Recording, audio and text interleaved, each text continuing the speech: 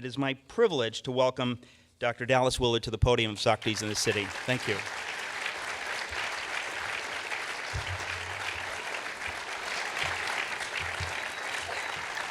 Thank you very much. I had been forewarned that the introduction would be better than the talk. So I have steeled myself to go on no matter what. The topic that we have selected, I selected in consultation with Eric. It is a big one, and it is an important one, and I promise I will try to make it as accessible as possible. A part of my strategy is to make available a set of notes that you can more or less follow, and they will enable you to hold on to some of the sentences that may be a little more complicated than you would like to hear.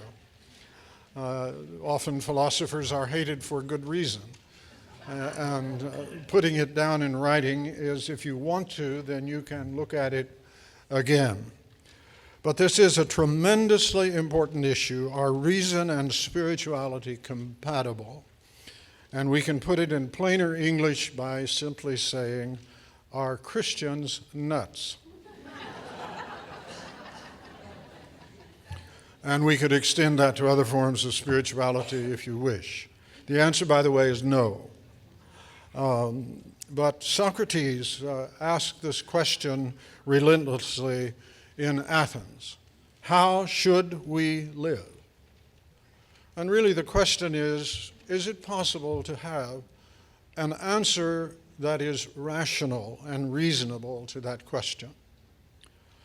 And Socrates understood very well that only the correct deployment of reason and spirituality in cooperation with each other could answer this question as it should be answered.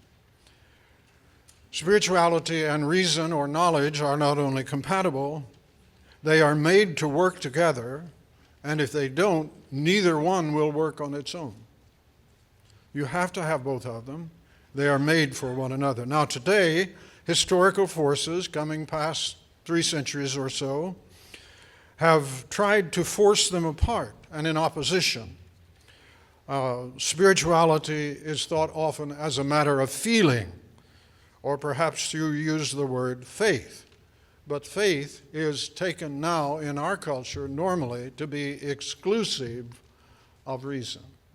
The Archer Bunker definition of faith is what you wouldn't believe for your life if it wasn't in the Bible. Right? And the idea is now you have left knowledge, you have left reason aside.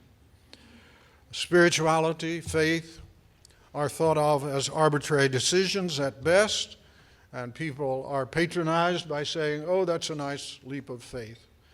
Unfortunately, I can't make it. As if you should pat them on the head and say, so sorry, right? And that's the attitude that forces a deadly opposition between faith and knowledge, which now reigns in much of our country, and especially in the academic setting. So now, as philosophers are apt to do, I want to start out by trying to say, first of all, what spirituality is and what is spirit, and then what is knowledge or reason, and then we'll talk some about how they go together. So if you're looking at point 3 on your handout, spirituality is first of all something that is non-physical. And for many people that's enough to dismiss it. But that is a dismissal of pure ignorance and needs to be challenged and followed up on. Often today, if something is not given to sense perception or the sciences, as people misunderstandingly say, is simply something that you can't deal with. So what is left out when you take that position, that anything that is not given in sense perception or by some extension of the sciences is not something that falls in the field of reason or of knowledge, a common assumption. So let's start with this, that the spiritual is first of all something that is non-physical. Now, I hasten to say that's you, among other things, so don't lose hope. You're not physical. You are a consciousness. And that's what actually matters about human life, is consciousness. But we won't have time to deal with that very fully, but I want to say that. So the second thing we say about the spiritual is that it is personal. It involves what makes persons persons. Start with simple consciousness, but thoughts, creativity, ability to invent and to imagine, to experience and to remember. All of that is spiritual as well. So I try a description here. I put it in bold print so you can not miss it. Try the thinking of the Spirit as unbodily, personal power. Doesn't say that it has nothing to do with the body. It has much to do with body, but it doesn't derive from body. So if all you have are the sciences of body, physics, chemistry, maybe biology, it depends on how you interpret life, you will never get to the spiritual. So now look at the list, please. In various ways, spirit and spiritual are manifested in self-awareness. That's the first place you encounter it. Art, in the creation and in the experience. Morality, intention and character. Meaning, gifts of transition, whether you find it in language or you find it in your life. A situation can be meaningful. If it is, it brings a gift of transition, the power to move us onward. And when you're caught in a meaningless situation, the one thing that is missing is movement. And to be stuck there is not a pleasant thing. And of course, many people complain about the meaninglessness of their job or the meaninglessness of life. And so that's where that comes in. Finally, religion, or transcendental intrusions into life. Now, that's a list of things that fall under the heading of the spiritual. That's why, for example, when you see someone give up on religion, they may flee to art. And art is a substitute religion for many people in our culture. And frankly, it makes sense. If you are a person who is able to be involved in and to appreciate art, you can understand how it would offer a kind of meaning to your existence that would allow you to tolerate a godless universe. So that's the picture now. All of these derive from and largely consist in what is non-physical and personal. Now, you're going to have time to jaw back at me about this, so don't give up. Okay, art, for example, consists in mastery and employment of the physical, sense-perceptible medium for the expression of a human vision of realities and values, which are then made available, as otherwise they would not be. That's why art is so important and so precious, is then made available to a public that is able to enter into the experience of those realities and values in ways that give understanding and stimulation and indeed a vision and an ability to see things that you couldn't see before. That's why Oscar Wilde famously said, nature imitates art. Because if you experience art in certain ways, you suddenly became able to see things like fog-covered seascapes or whatever it is that you never saw before.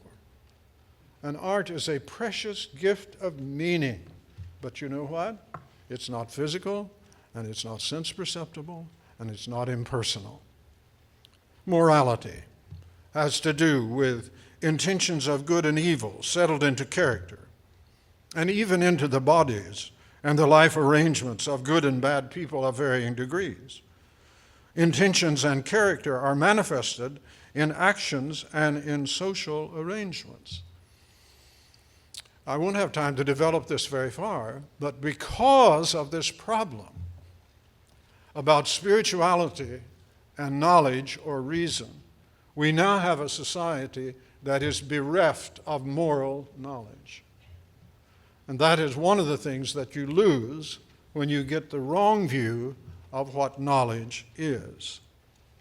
But now, this question forces itself forward. Are these areas of spirituality accessible to reason, rightly deployed, resulting in knowledge? Can you have knowledge that Raphael is a greater painter than some other person that you might like to mention? Or do you judge art simply in terms of how much money it's worth? There was a segment on 60 Minutes a week or so ago which was on art. The only thing they discussed was the economics of art. And that's generally what people understand. And if you can get enough money for it, it's art, baby. And if you can get a lot of money for it, it's better art. Right? That's where you're left when you preclude knowledge or spirituality from the realm of knowledge. So, are these areas of spirituality accessible to reason rightly deployed? No is the response generally assumed today. And if you can sell a piece of junk as art, it is art. But this leaves us with no rational and reliable guidance of life. And for most human history, the answer has been emphatically yes. These areas of spirituality are accessible to reason, rightly deployed. And in the time of Socrates and Plato, they were the only things that could genuinely be known and that reason could get a hold of. That's what a turnaround we've seen through the generations, from a time where the sense-perceptible world was not something that could be known. Some of you will understand Plato's argument for that. I'm not going to lay them on you tonight. To a point where only what is sense-perceptible can be known.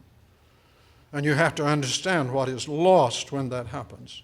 Certainly for Socrates, Plato, and nearly all of the great thinkers recognized in the history of thought, Descartes, Locke, Kant.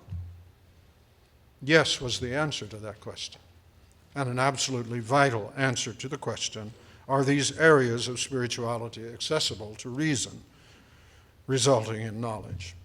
So we have to ask the question, were they stupid? Or are we today totally misguided? Now, let's talk about knowledge.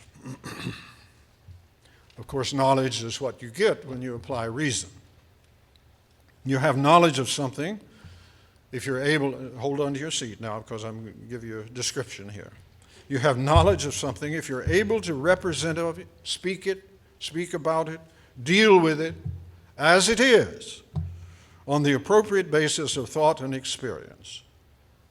This is a description of knowledge as it functions in life, because actually knowledge is not rare and it's not esoteric. One of the myths that spins out of the academic world, primarily through philosophy, but also through various of the other humanities, is the idea that knowledge is rare. You might not even know you have a nose. And if you're sitting in a philosophy classroom, someone can probably get you to thinking you don't know that. Right? Now, if you don't know you have a nose, you're in a bad position. Of course, you forget it when you walk out of that room, because knowledge is very common. You know more than you could ever say, and it is not esoteric. Knowledge is what you require of your dentist. You don't want your dentist to have faith and feeling about your teeth. Right? You want them to know that that tooth needs such and such treatment. You want that in your automobile mechanic. You wouldn't take your car to a shop that said, we're lucky at making repairs. You want them to know. See, it's very commonsensical. And in these big questions, you do want to stay as close as possible to common sense. Knowledge of any subject matter is gained by bringing it before the mind in whatever way is suitable, and by logically examining its properties and its relations in all the ways possible, formulating judgments about it, and logically organizing and testing them in ways which that peculiar subject matter allows. Every subject matter dictates the method by which it is to be known. You don't go with your method already there and put it on the subject matter. And if you do, you'll mess up the subject matter and probably wind up explaining it away. And if it's something important to you, that's a real problem. Most of human life runs in terms of things that have to be explained away if you get the wrong view of knowledge. So if you're in a field like astronomy, there are methods. You can come to know things. You can get it wrong, but then you can get it right. If you're in a field like astrology, there's almost nothing that you can do to make sure that you're right or you're wrong.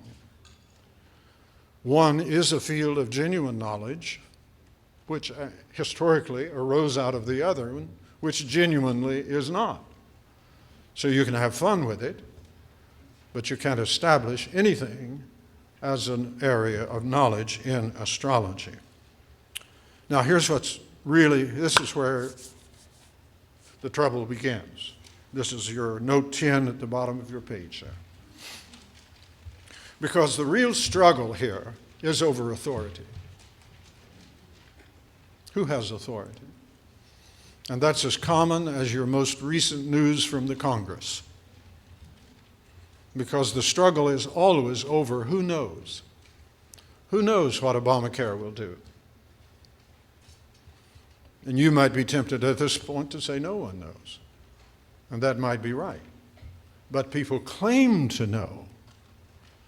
In our culture, our Congress people often claim to know enough to vote on a bill that they haven't read. But if you confront them with it and say, well, you don't even know what this bill says, they have a long explanation. Hopefully someone has read it. That's the importance of knowledge. So now this note is very important. Possession of knowledge conveys to the one who knows in a given area rights and responsibilities to act, direct action, formulate policy and supervise its implementation, and to teach. That's what knowledge does. Faith does not do that unless it is also knowledge. Feeling does not do that. Tradition does not do that. But you see, because it is so important, people will claim knowledge where they don't have it. Because of the recognition of the importance of having knowledge and the fact that knowledge does, in fact, authorize people to act in things that matter a great deal for human beings. So this is why knowledge and claims to knowledge are so important, but also are so contested among human beings. Knowledge opens possibilities of harmonious relations with reality. And reality is something you don't want to run into. And so knowledge helps you have harmonious relationships with reality. That's why it's so important. Now, also, next page, knowledge and the hope for knowledge opens up common ground for cooperation in shared activities and for discussion and possible resolution of differences and disagreements. If no knowledge is possible, all of these are ruled out. And this is very much the position we find ourselves in today, and one reason why we live in the middle of a politics of contempt. It is because people no longer have hope of common ground on which to meet to find out what is the case. Socrates was notable for many things. One of the things was his claim that if you correct where he is wrong, you have done him a favor. That's the mark of a wise person in the book of Proverbs in the Bible. A wise person is one who is thankful to you when you correct them. But you see, if there's no knowledge in an area like meaning, art, government, whatever, human areas, if there's no knowledge, there's no common ground. There's no place to meet. And when you abandon that, as we as a society have done with reference especially to morality, when you abandon that, then there's nothing left but conflict. Force, power. If no knowledge is possible, resolution, common ground, and so on, are ruled out. And then force alone rules. Only knowledge lays the foundation for tolerance, because it provides a common ground upon which people, or at least a hope for common ground, upon which people who are reasonable can meet and work out their agreements and their disagreements. Now, the effect of ruling the spiritual out of the domain of reason and knowledge is to leave the most important matters of human life at the mercy of force, drift, human arbitrariness, and feeling, with no rational direction of their development, classification, or ordering. So far as human events now stand, that is where we are. Because if you do not have knowledge of the things that fall in the spiritual realm, you have no guidance. And only arbitrariness and force can guide you to where you wind up. And for those who disagree with you, there is no place to meet to decide who is right and who is wrong. That's a deplorable condition to be in. So, as far as human events now stand, people say that's how things must be. Now, why did they say that? They say that because of the historically developing perception of knowledge in relation to things that are spiritual. And that is rooted in the conflicts between modern thought and religious authority in the history of the Western people. And that is what has driven this idea. And the idea was we need to rule out religion as a place of knowledge. But when they had that ruled out, they found they lost a lot of other things in the American history of education. At a certain point in the late 1800s, it was discovered, if you wish, that theology was not a subject of knowledge.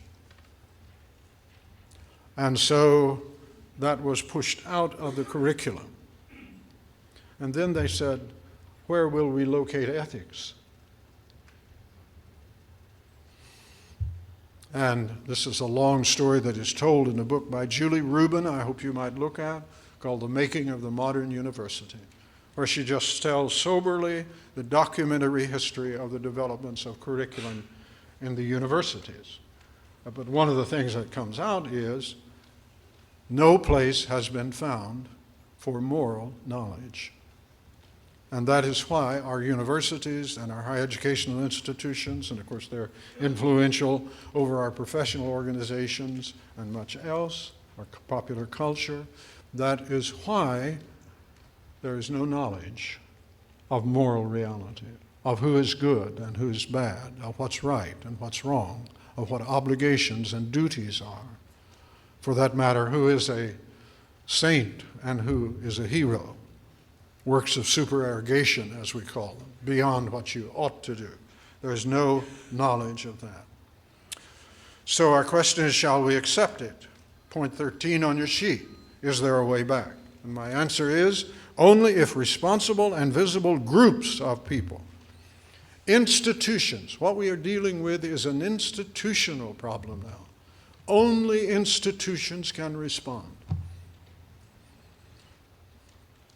If institutions are willing to develop an intelligible and defensible understanding of what knowledge is, you cannot avoid that question of how it is gained and present the spiritual realities with which they are concerned as subjects of knowledge that they actually possess.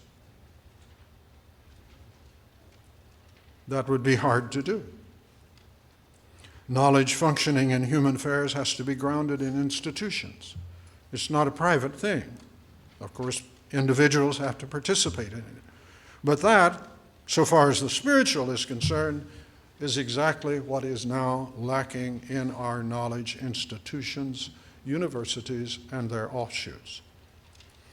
Our university faculties are now socialized by their training and confirmed by their professionalized setting against knowledge in the spiritual areas. It could be professional death for an individual to claim knowledge in those areas. especially with respect to religion.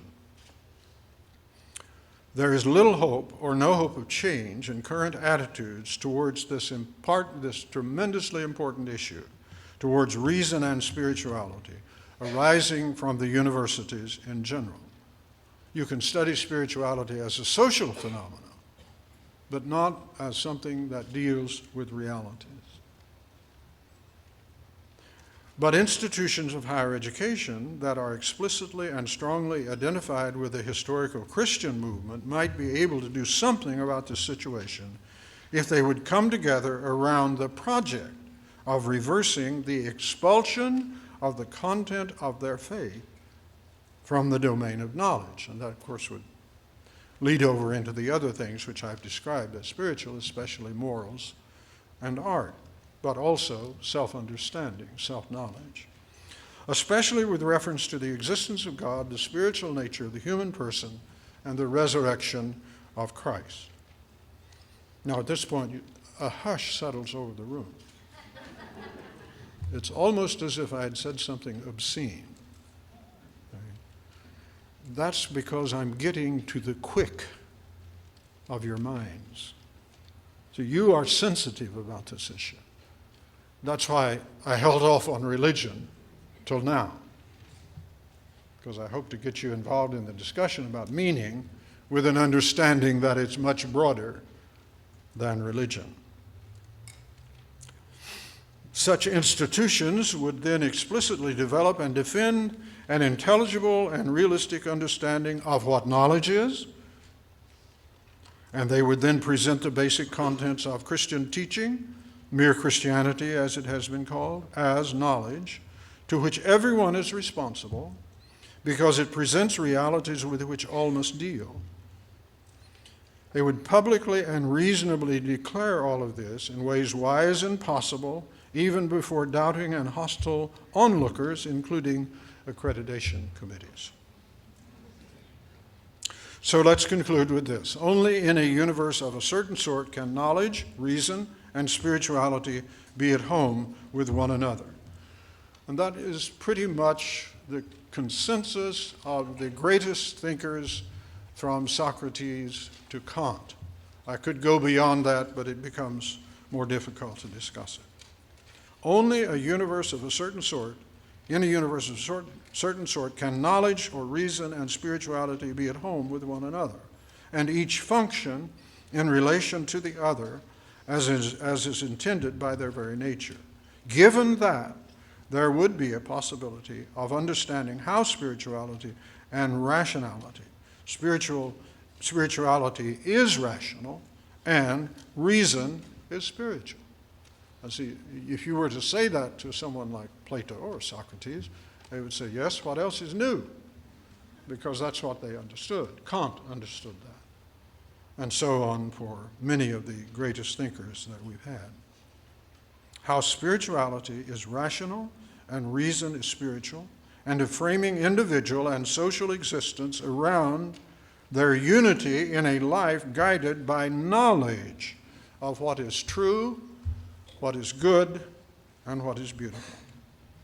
So, in summary, properly understood, reason and spirituality call out for one another and serve one another in a life guided and informed by aims and habits that characterize a flourishing human existence. This stands forth clearly in the classical and biblical sources which still nourish what is best in contemporary life. Thank you.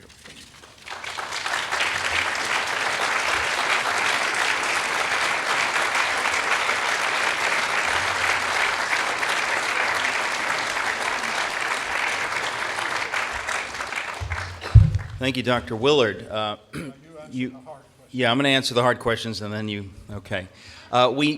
It's our tradition at Socrates in the City, as I mentioned earlier, to have Q&A. You just get to do the Q part. Dr. Willard will be covering A over the evening. They're setting up the microphones here. It's our tradition also at Socrates in the City to demand that you phrase your question in the form of a question. I hate to be a stickler. I hate to tell you how to live, but that's just something we've been doing for years. Questions in the form of a question. If you can keep it to 14 syllables, you get a free book. In any case, that's where we are. And Dallas Willard, Dr. Willard, told me up front that he prefers true or false questions. Okay, go ahead. Go ahead. Please. Actually, I said the hard questions are the best ones, and we'll just do the best we can. Thank you, Eric. We can go on? Yeah, okay. My question is, if I may, we start with a statement, Eric, forgive me.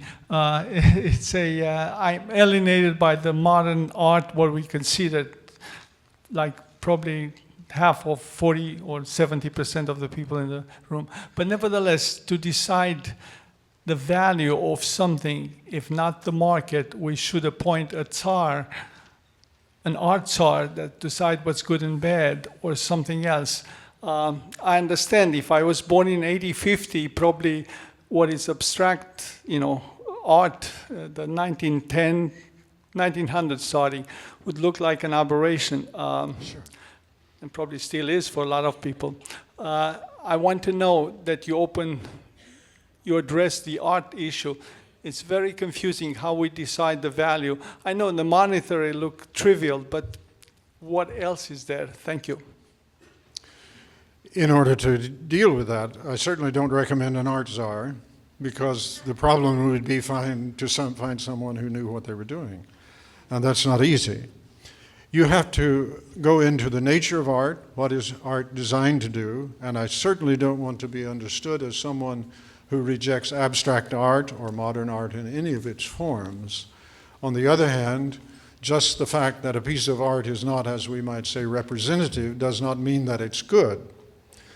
So then you have to ask, what is the function of art?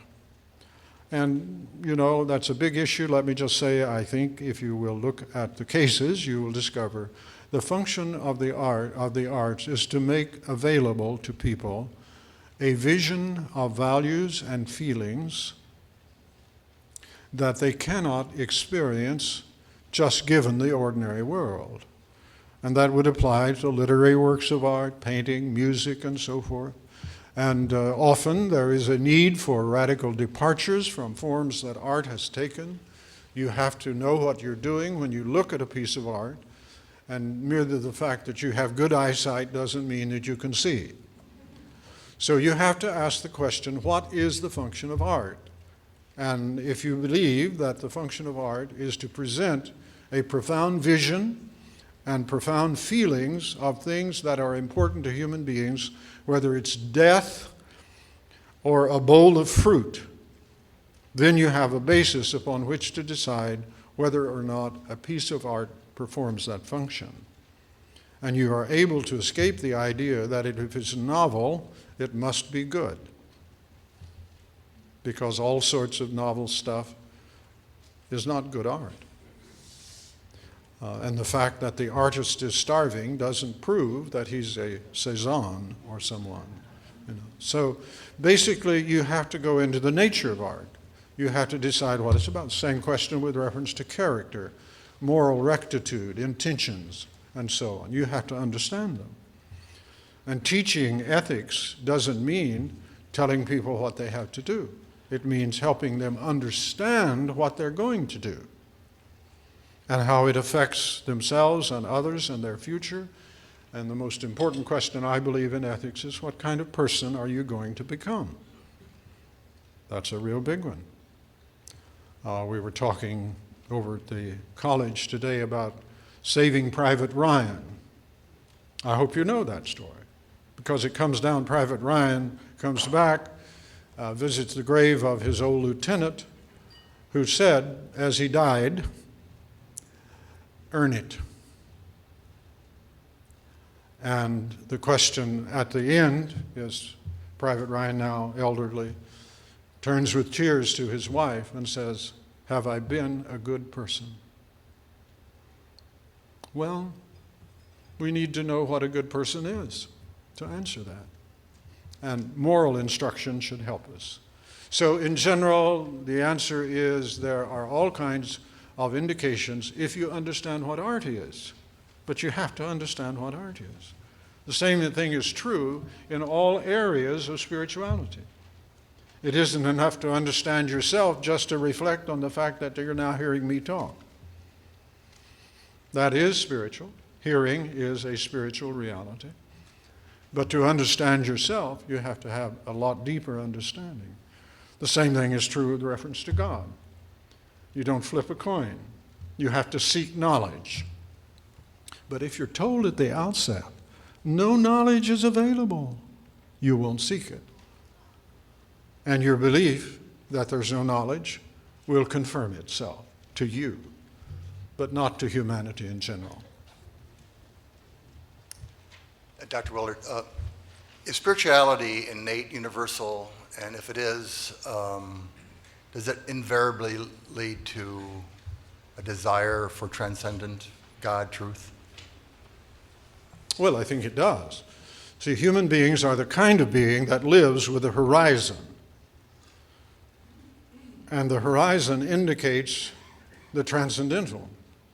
Now, what you make of it is going to be up to how you were educated and raised, and then what you're willing to do in seeking the transcendental.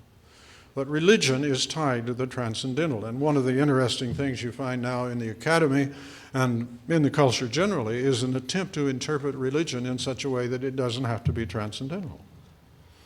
See, that is because of the assumption that if it is transcendental, you can have no knowledge of it. Right? And so then you wind up with intriguing stories about the spot in your brain that produces religious experiences. There's no doubt there's a spot in your brain for all of your experiences and all that, but that doesn't answer the question about the reality of what you're experiencing. You still have to deal with that as a separate issue, because whatever God is, he's not a spot in your brain. And whatever moral rectitude is, it's not a spot in your brain. But see, brain science now is so big because it's physical, they think. And you can get a grant to study it. Someone else? Dr. Willard, thank you for being here. My pleasure. Zachary Cochran, and alumnus of the King's College. Quick question. It's pretty clear, I think, what growing in knowledge is, but what would you say spiritual growth is? Well, spiritual growth, now you're going to have to talk of a particular spirituality, and of course I would want to talk about Christian spirituality.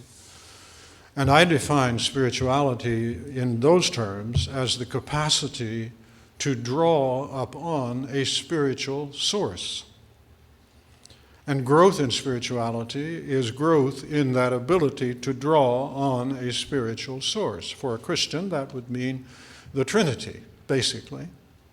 And so the New Testament talks about growing in the grace and knowledge of our Lord and Savior Jesus Christ. That means increasingly now you have a resource that is not of the physical world from which you can live. The effect of that would be an expansion of knowledge, but more importantly, a growth in your capacity to love and to love others, and to love even those who hate you, and even to love those who bug you. Right. So basically, that's what growth in spirituality means for the Christian. Now, if you're a Buddhist or if you're into Wicca, which is contemporary witchcraft, you've got a different source. A book was written some years ago, The Office Witch. And it was a story about how you could influence copy machines and other electronic devices by hanging symbols and words around. See that? Pyramids, crystals, and things of that sort. See, that's a reflection of the same thing. A spirituality in general is a teaching about how to access resources that are not in the physical realm. Now, any spirituality you want will fit that description. So that's how I would answer that. Very important question. You have to say what kind of spirituality it is, and then you can say what growth in that means. Dr. Willard, again, thank you for being with us tonight. We have heard from atheists, of course, that theology is a non-subject. Right. We are hearing also more that philosophy is a non-subject. A natural progression. Could you just spend a moment justifying the use of philosophy, especially as you've devoted your life to it? Well, philosophy, again, you have to say what it is, okay? And given some descriptions of it in the present academic setting, you can understand why people might think it is a non-subject. But philosophy, strictly speaking, is the attempt to find out by reason what is best, the best way to live. Now, you can make progress in that. And anyone who thought that the blessed life was having an endless supply of strawberry milkshakes would probably have made a mistake. Now, that's a trivial example. Possibly you can remember it. But for example, people who think that the wise and best way to live is to secure yourself financially, they're making a mistake. It's better to do that than to secure yourself with strawberry milkshakes. But it will not answer the questions of meaning and purpose of the human being, why they live, what makes for a good life. Philosophy, just in terms of the word, means rational pursuit of wisdom. And anyone who wishes to make progress in that can do so and satisfy themselves as to the worth of doing it. Our contemporary work in philosophy in the academy does not do that. And that's because people have felt the professional need to reduce it to a technical enterprise that has primarily to do with language. And if that's all there is to inquire in, it won't help you much. Now, European philosophy traditionally has taken a different view, which is more in harmony with the classical tradition of philosophy. And that's why even today, freshmen and sophomores get excited about existentialism. They don't get excited about logical positivism. And when you know the content, you understand why. They think that existentialism has something to do with wisdom about how to live, and you can actually learn a great deal from it. Now, theology is another topic, and I would want to say the same thing is true of theology if you approach it rightly. Thank you, Dr. Willard. You said, I think, that we don't want to collide with reality, I think is one of the things you said. It's unfortunate. And I understand what you're saying. You mentioned the resurrection. Right. Now, we've just celebrated Easter. Right. That's why I mentioned it. Which I appreciate. And it seems to me that this is the central, part of the truth claim of Christianity is the resurrection.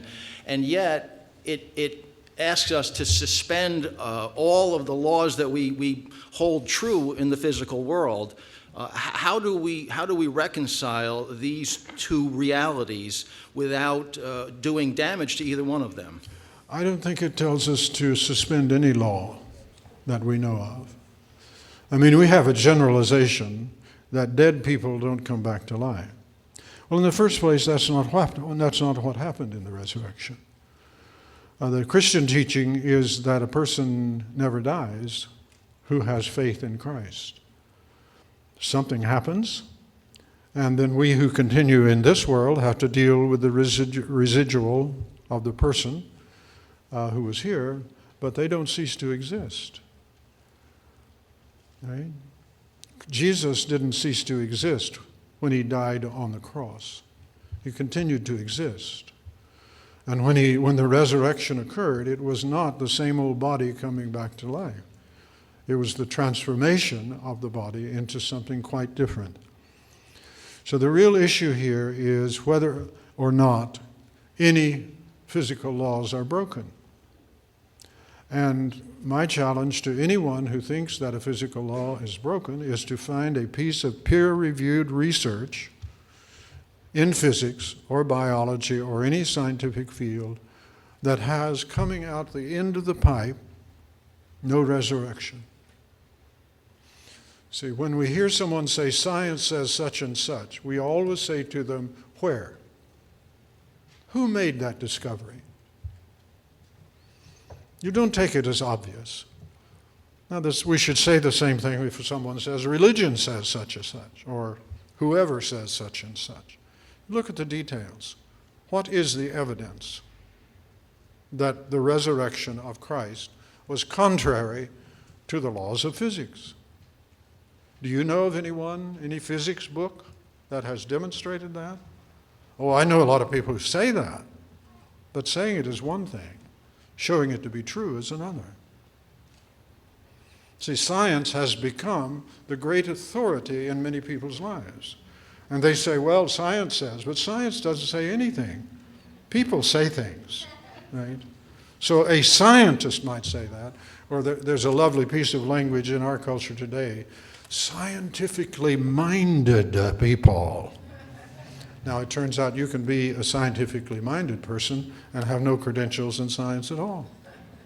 And this is almost an occupational hazard among philosophers, many of whom have been recently writing books on this. Scientists say things, and they should be held responsible for what they say, just like theologians should be. Anyone should be responsible for what they say. And unfortunately, that has become something of a lost practice in our culture.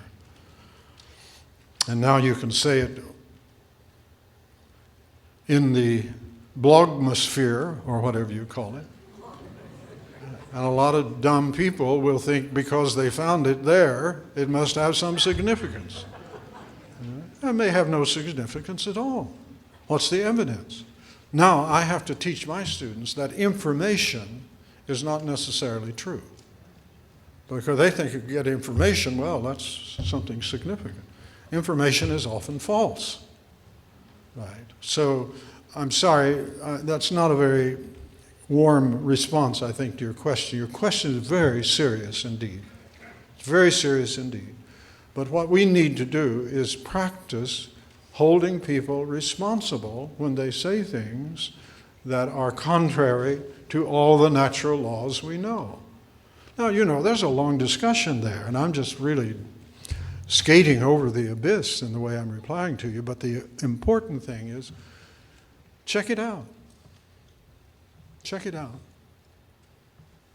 Someone says, miracles can occur. Say, well, now, how'd you get that?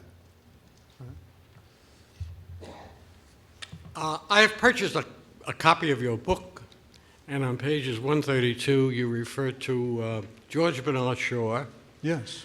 Catholic universities, Right. and how they may be very secular today. Right.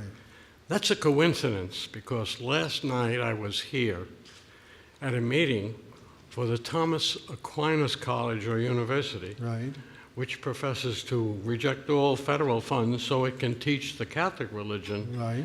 purely incorrectly. And I've noticed that there are one or two other Catholic universities. Right. Would you suggest that this is a way of moving in the direction you'd like to see us move, if it was done by Protestant or other Quaker universities, et cetera, and as a means of introducing religion back and taking away from the secular university, as the Thomas Aquinas College? Are you familiar with them? Oh, yes, indeed. I've done And, accreditation work for St. Thomas Aquinas out in California.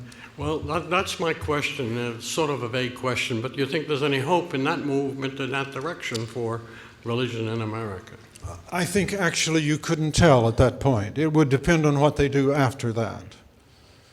You see, if they present what they teach as knowledge, then they need to provide the basis for it. And in many cases, it may not be there. And you could have a university that just degenerated back into authoritarian statements about what people must believe if they're going to be a member of the group. So this might be an initial step, but I think honestly, honest about me, I think my honest opinion is that most schools that take that step don't do that. You may not know, but some years ago, a lot of Baptist schools took that same posture. But then when their sources from other quarters drew up and professors became more expensive, many of them broke their dependence on the denomination so that they could accept federal funds. So I think that there's something right in this, but we don't know enough about it to say, yes, this is what we need. What we really need is people in these positions who earnestly stick to the idea that you should have evidence for what you believe and say that supports it, at least so far as to make it plausible. And that is a general failing among Christians, is they don't stand by that.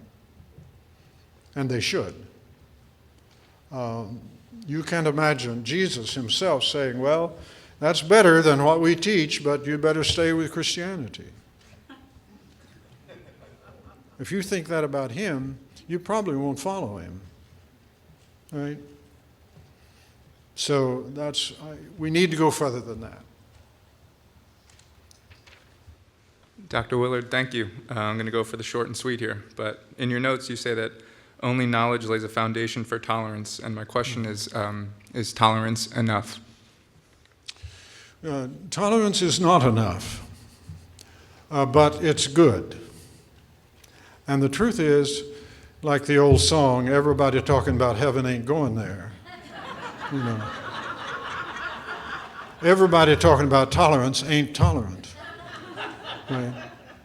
And we really need to look at that carefully. Tolerance is not enough. It will never substitute for genuine love and caring for people.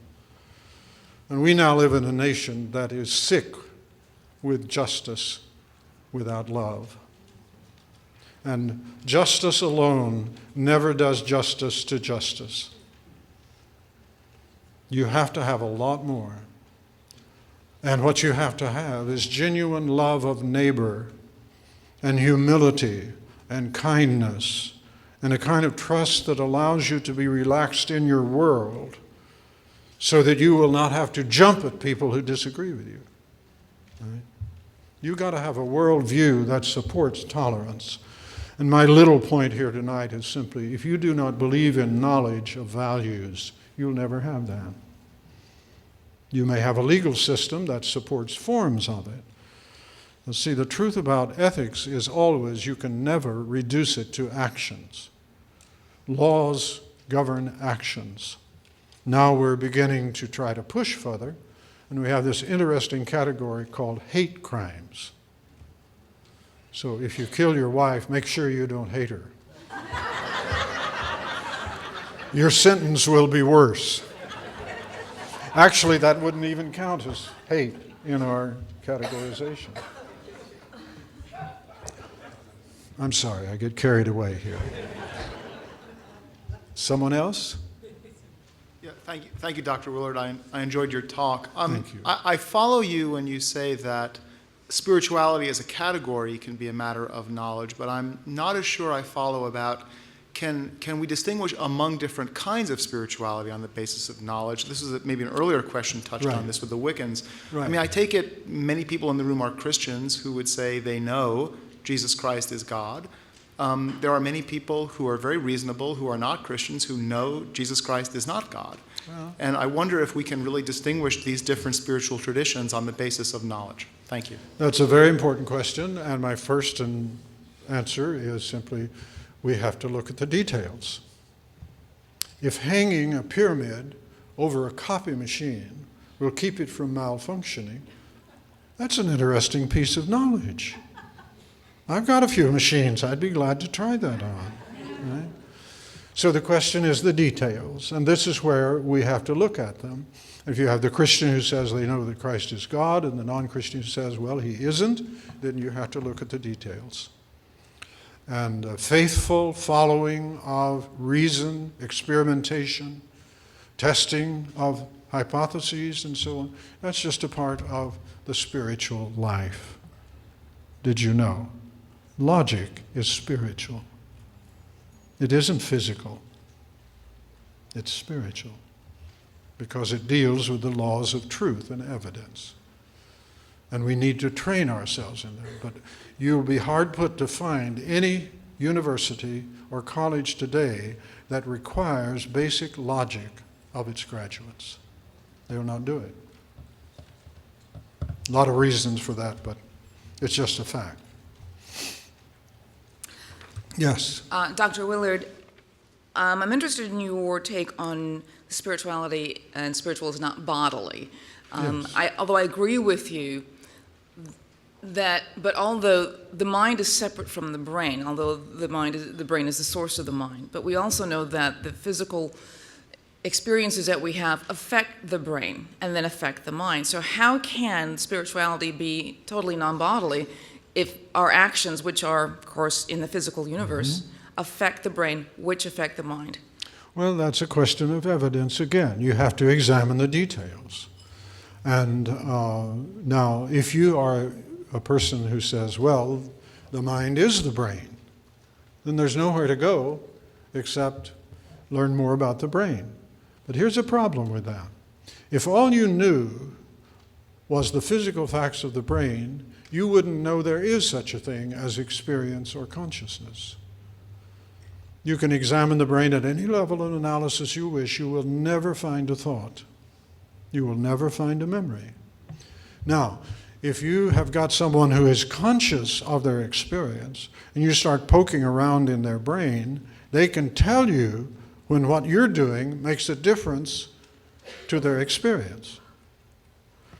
But if you don't have the inside view of the individual to their experiences, all you learn is what is happening physically to the brain.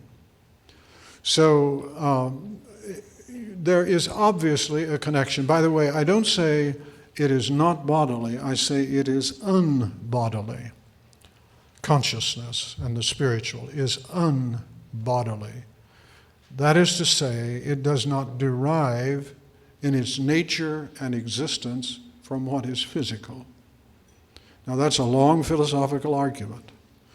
And today, of course, you may know that in the field of neurology, people are discovering that the thoughts can actually change the physical structure of the brain. So Descartes and Plato, who are the bad guys in this whole discussion now, was onto something. Not what he thought about the exact interaction point in the pineal gland or any of that, but he was right in thinking there is two-way causation. For example, none of you came here tonight by the laws of physics. You came here because of consciousness.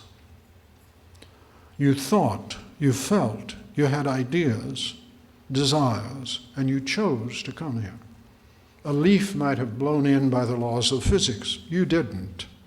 Right? Your consciousness brought you here. Now you can say, well, it has to be the brain. Well, why? Especially since consciousness does not have the properties of the brain, and the brain doesn't have the properties of consciousness. Now this is stuff that, we hassle over endlessly in philosophy, but it's simply a fact. The properties of consciousness are not properties of the brain. And all you have to do is describe the consciousness to see that. And there are kind of fundamental things that always come up in a philosophical discussion. For example, your thought is about something. Your brain is not about anything. Chemical process is not about anything. Your thoughts are. What you treasure in another person is not their brain. No one has ever dealt with another person as if they were their brain. Think about what that means. See if you can even imagine it. What I treasure in another person, I do not know by knowing their brain. I know them by engaging them in conversation, sharing thoughts, sharing experiences, and so on. And that's what I love and treasure in another person. That's where rights come from. Duties come from. They don't come from the brain. Now you say, well, you've got to be wrong, Willard. Okay, then my question comes, get a thought out of a brain. Do it. I don't object. What I object to is promising things you can't cash. So if you have promises about what the brain can do, let's see the cash. Okay? See, we're in a period now where we're desperate to understand human beings. And we don't know how to understand them. And in particular, we don't know how to control them. And let me tell you, one of the reasons why the government is very interested in funding brain research is to control human beings. Now, you may think that's too spooky and so on. You just stay with us, okay? That's the interest that the government has. They're not into pure research. They don't use your tax dollars to titillate people with brilliant ideas. They use it to promote the aims of government. And the aims of government are always control. That's why the ultimate appeal of government is always to death. And you take the threat of death away from government, and government is impossible. That's one reason why you may want to be thankful that someday there will be no more human government. It won't disappear because property is transferred into the possession of nobody, and everyone just loves one another and gets along. It will disappear because it will not be needed, since there's someone and some people who are able to administer government in a way that does not depend on death. I'm sorry, I got way off there.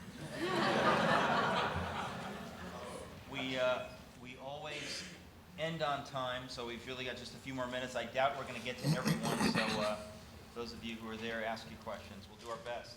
Dr. Willard, thank you for your talk. I'm a philosophy major myself, and I fight with my professors a lot about this point, like that rationality comes from spirituality. Would it be correct to say that knowledge, truth, logic has to come from the spirit because the spirit doesn't want to be hurt? We shouldn't hurt another person. And it's pretty simple, like to do the right thing. That's my question. No, I'm sorry, what was the question? Knowledge, truth, and logic. It has to come from the spirit because the spirit does not want to be hurt. Well, I think the spirit has a lot of interest beyond being hurt or not being hurt. See, that's a picture of value that is narrower, I think, than the realities. And I think you find that people are quite willing to be hurt for the sake of other things that they think are more important than not being hurt. That, of course, is a spiritual factor itself, because choice and valuing and so on are matters of the spirit. I understand that point, like growth. Yeah, growing, like embarrassing yourself to grow or things like that, like to hurt yourself for growth. But then you said that truth comes from the spirit, then what other guidance can the spirit give you other than not to hurt somebody else or to respect humanity, period? Well, for example, the spirit can reach out for beauty, and it does that. It does that in little children. And that's more than just not being hurt. I mean, you look at a building like this. Why is it here?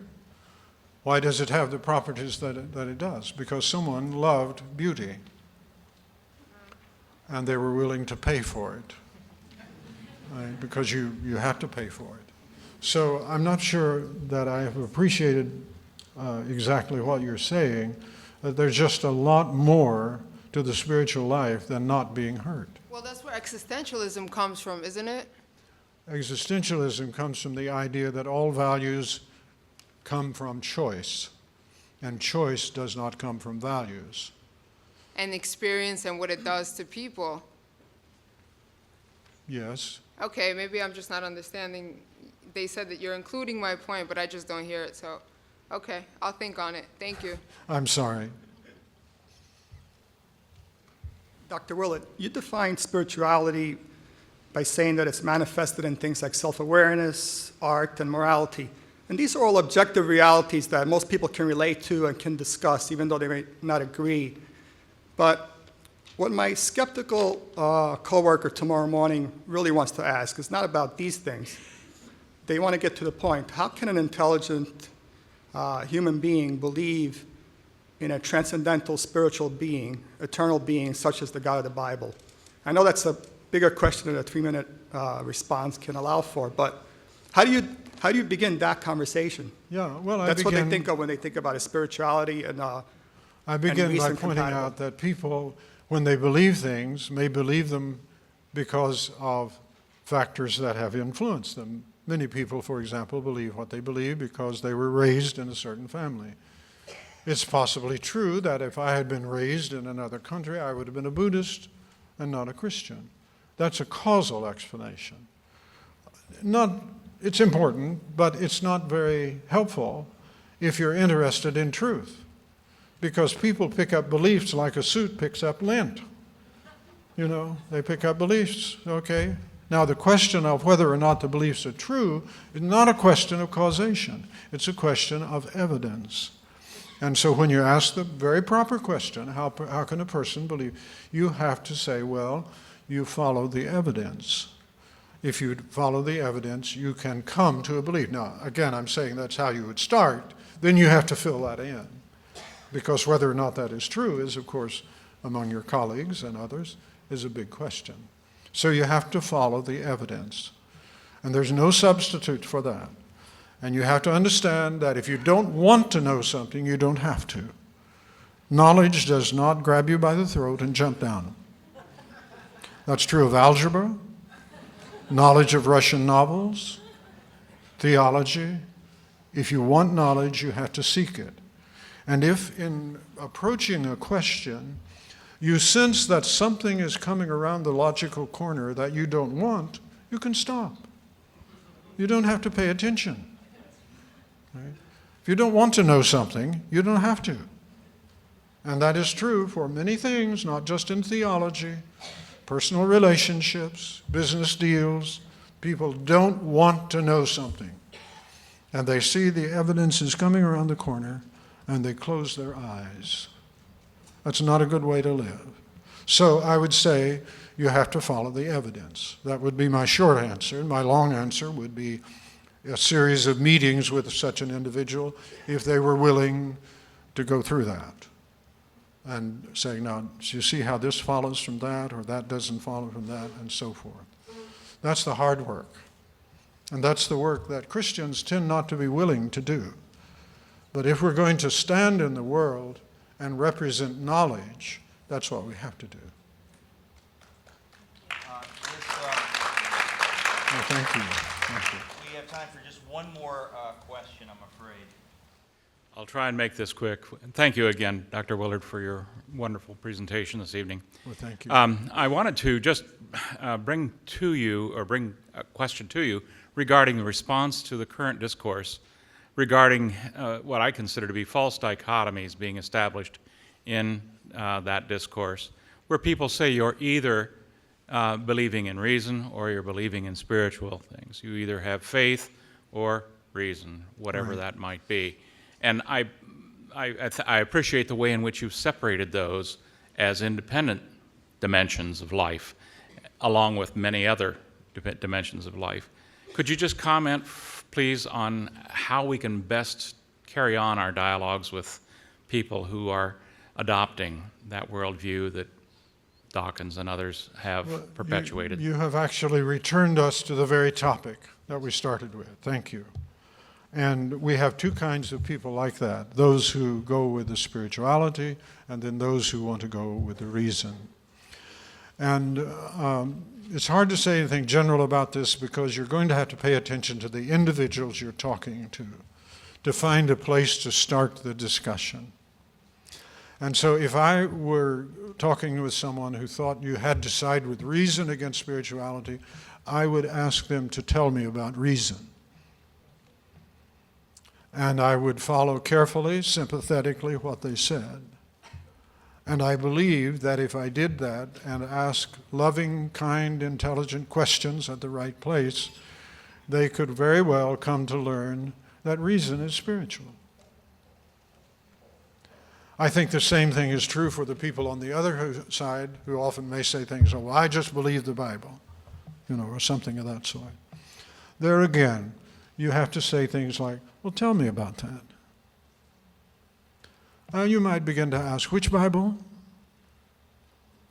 And how does the truth come through that? And how do you get at it? And so on.